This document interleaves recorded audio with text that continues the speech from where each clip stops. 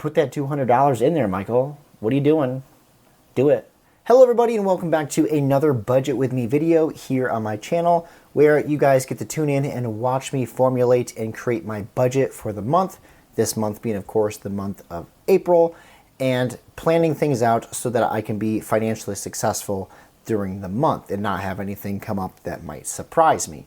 Now, I say all that because in theory that's how it's supposed to work, but of course each month is different and each month brings with it a new set of challenges, and this month has its own little quirks and actually some challenges. I just got home from work and it's actually pretty early to be getting home from work. Now, I got done seeing patients at like noon. Now, that might sound like, oh, good job, you get done at noon, but in all reality, because my job is paid on commission, I get paid for how many people I get to see. Getting home at noon isn't always the best news, especially on a Monday, which is when I'm recording this. You guys are going to see that they're actually lower than what they typically are. I typically see paychecks in the $2,100, $2,200, sometimes $2,300 range, and that's not what it's going to be. Unfortunately, I don't think for all of this month. I think this whole month is going to be a lower paycheck, at least with my regular W-2 income job. So the first thing we are going to be taking a look at is paycheck number one. This is my first paycheck I've actually received in the month of April, and I received it last Friday. So even though the date today is the 17th of April, because I'm paid on a bi-weekly fashion, that means some months I actually get paid like the second week in, or sometimes it even feels like the third weekend, just by how the Fridays line up.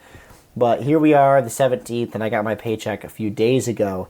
And as I said in the intro to this video, my paychecks this month I feel are going to be relatively lower than what they have been, which isn't totally bad news because I do have savings saved up, which is why I have a savings in case I have months like this. But I always kind of get in that worry headspace where if I have a lower month, it's like, this is going to be the month where something tragic happens or I need to dig into the savings. So I think everything's going to be okay. I just want to give you guys a heads up that if it looks like I'm like, all stressed out, it's because of the fact that my paychecks are lower. Anyway, you guys can see I typically budget out to have a total income of $5,700. And this is typically divided up between my two paychecks with my regular W-2 income job as an occupational therapist working in home care. And I also have a side hustle, like per diem job, working with school age, specifically preschool age children with my local school district, which I actually really like doing. It's really grown on me, and it doesn't add an extra stress load to my regular workday. And especially with my regular job being so low right now, it really does help supplement the income. So I typically plan on it receiving $2,100 per paycheck, but this month, unfortunately, that's not the case. And my first paycheck that came through this month is $1,971.11. I anticipate that this coming pay period that's going to happen, not this coming Friday, but the Friday after that, is going to be lower. Like, my guess, I'm going to see a $1,700 paycheck, which is okay, but it's not really where I want to keep my paychecks in. I want to see them up in this $2,100 range. That's like my average, usually my average for like the last year and a half. But unfortunately, we are kind of just having to deal with the hand that's been dealt to us, and that's lower amounts of patients mean less work means lower paycheck. So you guys can see that's about $128 off the mark, which isn't too bad. But once again, I think that's because the one that's coming up is going to be a lot lower. I think there was some extra education things I was able to put in on my timesheet that helped bolster my workload, even though I still had quite a few less patients than normal. I don't have my paycheck number 2 for the month, so we're going to skip over that for now.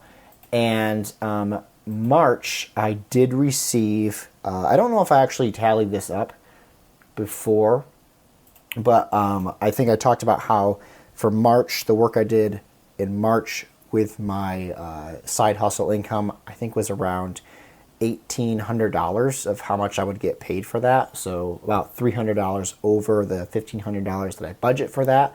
It was right around a little over $1,800 that I was able to submit that voucher for working with kids, which is great considering that my regular W-2 income is on the lower side of things. It's nice to have a side hustle that's actually putting out more money. But once again, I can't remember if I said that. I should have researched before pressing record, but I can't remember if I said that to you guys and said I would be using that money for the month of March, or if I was going to be contributing that money to the month of April. I do not know my April contributions or my April amount I'm getting paid for the side hustle yet, because the month isn't over and I'm still working, and hopefully I'm able to see all the kids like I normally do. One thing about that job is that it is dependent on if a kid shows up for school or not. So if a kid is absent for a week, or there's spring break, or there's winter break, or there's midwinter break, or there's late winter break, I don't get paid for those weeks unless I'm seeing a kid at their house. I guess I could try to be more proactive and see if I can see a kid at their house during that time. But with scheduling and everything, that can get a little tricky. But with my now freed up schedule, it might be easier to do that if there is a break. And I'm actually going to put that into the actual income for right now, this $1,800, because technically that's how I'm getting paid for it this month. So I might have early projected for it during my last budget with me, which brings my actual income up so far for the month of April to $3,771.11. Okay, so we're still $1,900 less than what I typically would plan for. So if we get another paycheck that's lower, like the one I received earlier this month, we'll actually be sitting okay. We'll be kind of right at the typical budget mark. What we're going to do now is move on to this blue column. I call it paying myself first. Pay yourself first. I put it right here as kind of something to remind me to do this, because I would so easily forget. I forgot to do this for like 2 years when I started actually being more financially minded and budgeting. And what this is I take money that when it first comes into my bank account, once I get paid, and I transfer it to either a high interest savings account, that's what my saved payments are in, a high interest savings account, or into a Roth IRA account. And I make sure that I'm proactively doing this before I look down at, you guys probably can't see it, at the red column, which is my expenses. The reason for this is that if you're not paying yourself first, if you're not putting your financial goals and progress you want to see and achieve first before you go to your expenses, you're going to end up spending all your money on your expenses, whether they be necessary or unnecessary expenses, and you are going to have pretty much nothing left over for your financial goals. So I put the goals up front first so that they get dealt with, and then I go on to expenses, and then if there's some discretionary money left over, we can put it towards discretionary spending or just save it, which is what I usually like to do because I'm a saver.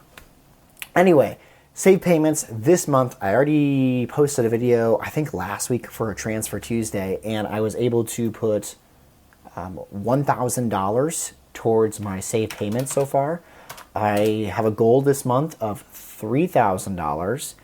I'm actually going to fix this while I'm talking to you guys. My goal for the month is $3,000, so we'll see if we can do that. But with doing this $1,000 transfer last week, it got me to a total saved amount of $35,000 for my saved government student loan payments. I'm not actively paying on them. I'm just putting them into a high interest savings account so I can gain some nice interest. This month I haven't contributed towards my Roth IRA yet, which I know I need to because I'm talking about paying myself first. So put that $200 in there, Michael. What are you doing? Do it. If I had done it before pressing record, I would post a screenshot, but I'm probably going to do it after I'm done. Vacation, Christmas, and family, I have contributed to each of these. So that brings my total actual amount that I have paid myself this month to $1,150, which is nice. And my total goal for the month of paying myself is $3,350. Now, some of these categories I do classify as an expense. which is what we're going to move on down towards here. So when we get to the end of this red column, you're going to see a total expense. That also does include this category here of paying myself. I consider it somewhat of an expense because money is being taken from my savings account. So we already know this number. The actual amount so far for the month is $1,150. We still got $2,220 to go. My mortgage has already been paid this month. That comes out right at the beginning of the month, so we don't have to do anything with that. Groceries, we did do, I think, one grocery run so far this month because some of it was left over from March. And I want to say it was $120. I'll have to double check with my wife on that one or check the Mint app. Well, I don't know if I can check my Mint app because the card we use isn't yet linked with my Mint account. Need to do that. Water, I don't think is due this month, but usually it's between $50 and $60. It's an expense I have on like that auto pay with my credit card. So I don't typically check it because the less things I have to worry about that remain constant, the better. It gives me more headspace to free up for things that I need to think about. Gas, I think I bought gas once this month.